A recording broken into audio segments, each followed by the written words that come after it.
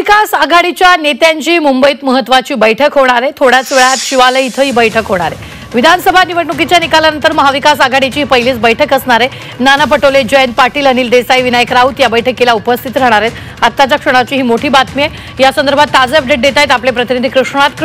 किती वेळात ही बैठक सुरू होईल, काय नेमकं?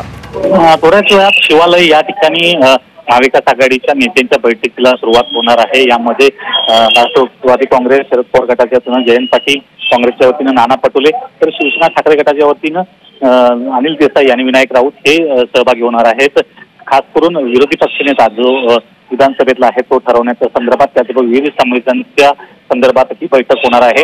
नाना पटोले यांनी अगोदरच खुलासा केलेला आहे की कुठल्याही परिस्थितीत आम्ही स्थानिक स्वराज्य संस्थांच्या निवडणुकीच्या संदर्भात यावर कुठलीही चर्चा होणार नाही, परंतु नक्कीच महाविकास आघाडी ही स्थानिक स्वराज्य संस्थांच्या निवडणुका हे एकत्रित लढणार का या संदर्भात चर्चा होईल आणि त्या दृष्टीनं ही बैठक महत्त्वाची मानली जाते।